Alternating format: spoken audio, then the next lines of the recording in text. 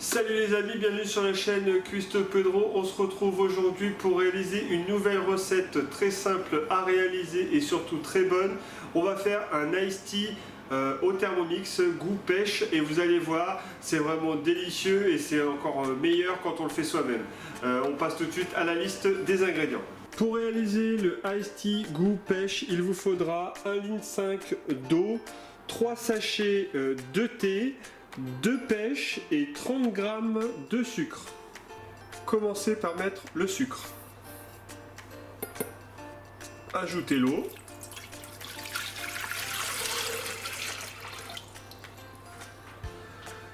Refermez le couvercle et programmez 10 minutes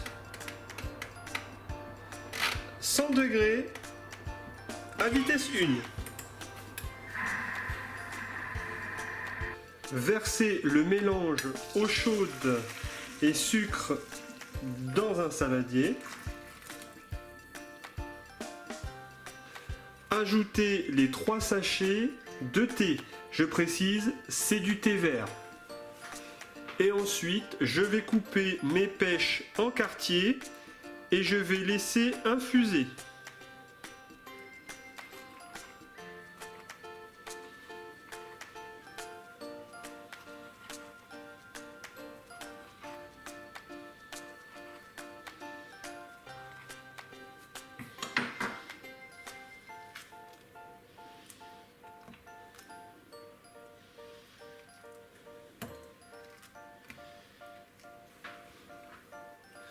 Mélangez un petit peu.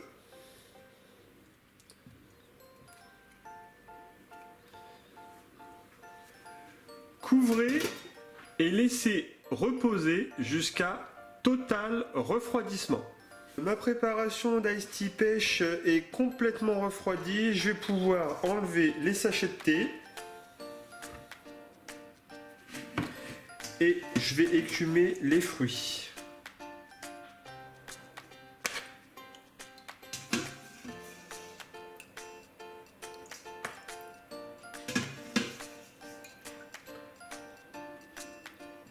Pour la suite de la recette, je vais avoir besoin d'une carafe, d'une passoire et d'un filtre à café.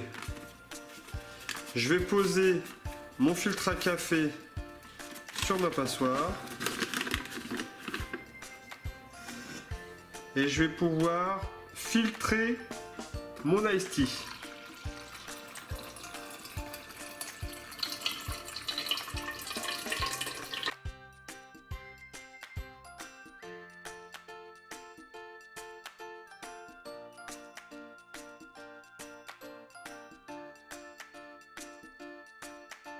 Voilà les amis, donc mon iced tea est terminé. Je voulais juste vous montrer un comparatif entre l'iced tea maison et l'iced tea d'une célèbre grande marque. Alors juste pour comparer, moi j'ai mis très peu de sucre, mais celui de la marque Lipton, il contient 26% de sucre.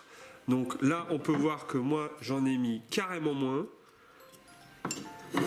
Donc si vous voulez avoir le même goût, il suffit de mettre 26% de sucre dans la préparation.